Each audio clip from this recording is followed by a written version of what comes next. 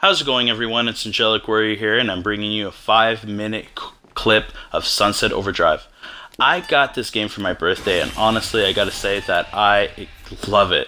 It's a quick, fast-paced game, and crazy game, and sometimes I feel like you gotta be drinking that Kool-Aid just to keep up with it. And honestly, I love it. I have no other words other than say that I love it. This is a little mini mission in the campaign where you got to defend the overcharged brewing station, which is in the center there, so that you can go and brew some amps. And amps are little perks or power-ups that you add to your weapons, your character abilities, such as melee.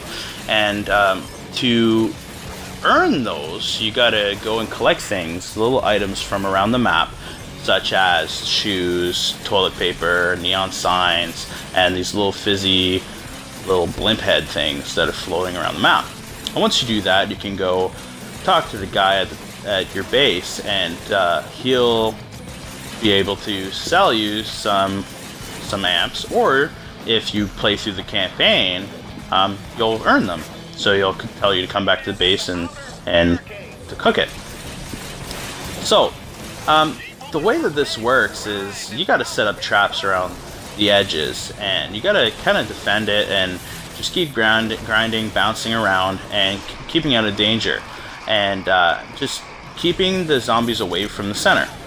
If you notice, like, this game is just constantly, like, really fast-paced, lots of enemies, and honestly, I love it that way. It's really good, and you got to get those high combos, you know, so you can use all your special abilities, your fire weapons, your melee punches, your rolling around if you like being on the ground. But honestly, for a game mode like this, I would say it's best to stay up high, you know, keep killing them. You'll notice that there's multiple waves.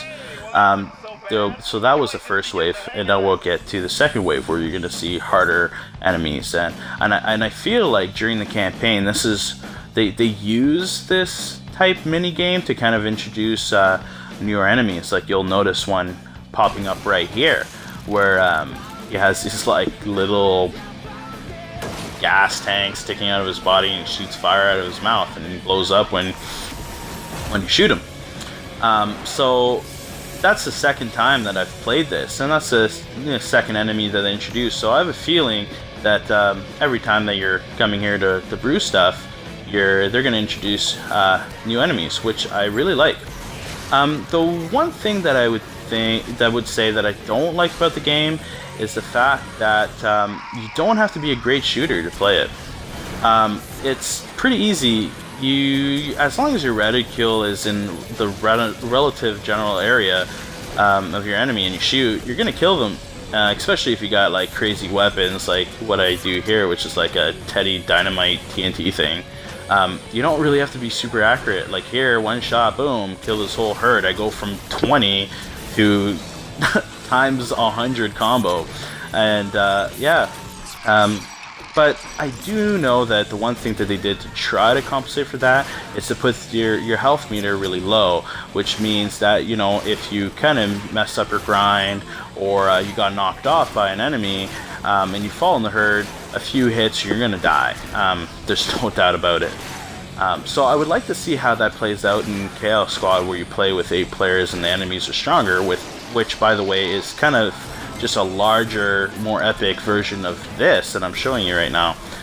So I would like to see how that plays out, you know, if they're gonna make it where it's harder to kill them, which means, like, you know, it takes more shots, or are they gonna be more accurate with their shooting? Like, are the enemies gonna be able to, you know, be more accurate and kill you faster? I would like to see how that plays out. But other than that, I love it. This is a great game. I gotta say that again. And go get those amps.